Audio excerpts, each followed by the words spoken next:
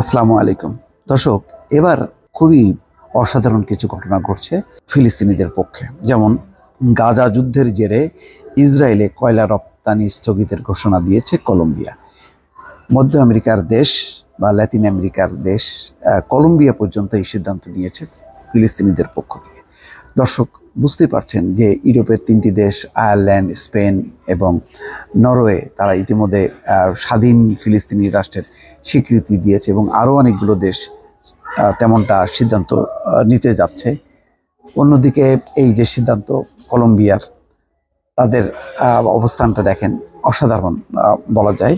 যারা কোনো ইসলামী রাষ্ট্র না এমন কিছু দেশও নজিরবিহীন ঘটনা ঘটাচ্ছে।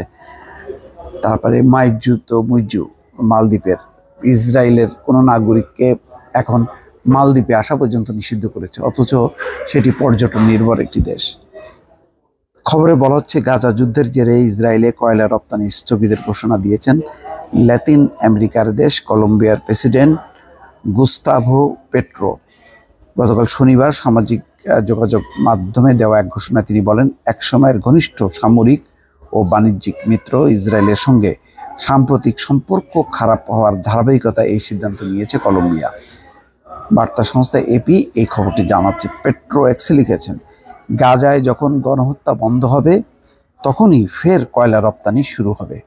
একেবারে পরিষ্কার ঘোষণা, গাজায় যখন গণহত্যা বন্ধ হবে তখনই আবার কয়লা রপ্তানি শুরু হবে। পেট্রো একটি খসড়া ডিক্রিও পোস্ট করে বলেছেন, ইসরায়েলকে গাজা উপত্যকা থেকে সৈন্য প্রত্যাহারের যে আদেশ সম্প্রতি দিয়েছেন আন্তর্জাতিক আদালত, সেটা যদি নেতানিয়াহু সরকার মেনে নেয় কেবল তখনই আবার শুরু হবে কয়লা রপ্তানি। কলম্বিয়ার জাতীয় পরিসংখ্যান বিভাগের মতে গত বছরের প্রথম 8 মাসে ইসরায়েলে কয়লা রপ্তানি হয়েছে $32 কোটি বেশি। এটি দেশের সামগ্রিক কয়লা রপ্তানির একটি ছোট অংশ, যেখানে 2023 সালে কলম্বিয়ার কয়লা রপ্তানির পরিমাণ ছিল $900 কোটি বেশি।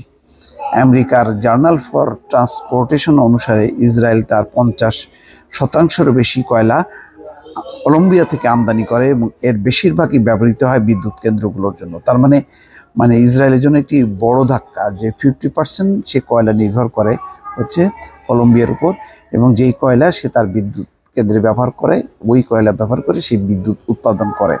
কলম্বিয়ার প্রথম বামপন্থী প্রেসিডেন্ট হিসেবে 2022 সালে দায়িত্ব নেন পেট্রো। গাজায় গণহত্যা চালানো সরকারের সঙ্গে সম্পর্ক বজায় রাখতে পারবেন না এমনটি জানিয়ে গত মে মাসে ইসরায়েলের সঙ্গে কলম্বিয়ার কূটনৈতিক সম্পর্ক ছিন্ন করেন তিনি। তার আগে কূটনৈতিক সম্পর্ক পর্যন্ত ছিন্ন করেছে।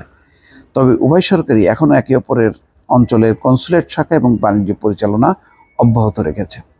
দীর্ঘকাল ধরে সামরিক সরঞ্জাম যেমন অ্যাসল্ট রাইফেল ও গোয়েন্দাদের ব্যবহৃত বিভিন্ন যন্ত্রের জন্য ইসরায়েলের উপর নির্ভর করত কলম্বিয়া। দক্ষিণ আমেরিকার দেশটি গত 3 দশকে ইসরায়েল থেকে 30টিরও বেশি যুদ্ধ বিমান কিনেছে এবং তাদের রক্ষণাবেক্ষণের জন্য ইসরায়েলি কোম্পানির উপর নির্ভরশীল। তবে দুই দেশের সম্পর্কের অবনতি ঘটায় নতুন সামরিক ক্রয় বন্ধ রয়েছে। পেট্রোর সমালোচকরা বলেছেন, ইসরায়েলের সঙ্গে সম্পর্ক ছিন্ন করার যে সিদ্ধান্ত প্রেসিডেন্ট নিয়েছে তা কলম্বিয়ার নিরাপত্তাকে হুমকির মুখে ফেলেছে, কারণ তাদের সামরিক বাহিনী দেশের গ্রামীণ অংশে মাদক চক্র ও বিদ্রোহী গোষ্ঠীর বিরুদ্ধে লড়ছে। তবে কলম্বিয়ার এই সিদ্ধান্তকে সাধুবাদও জানাচ্ছে অনেকে। সারা বিশ্বের দেশগুলোকে ইসরায়েলের কয়লা ও তেল রপ্তানি বন্ধ করার জন্য উৎসাহিত করার জন্য advocacy group global energy embargo for Palestine গতকাল এক বিবৃতিতে তাদের এই সিদ্ধান্তকে স্বাগত জানিয়েছে। এটা নিশ্চয়ই ইসরায়েলের উপর এক ধরনের চাপ তৈরি হবে, যাতে ইসরায়েল গাজায় যে নির্বিচার গণহত্যা সেটি যাতে বন্ধ করে। দর্শক ভালো থাকবেন, আল্লাহ হাফেজ।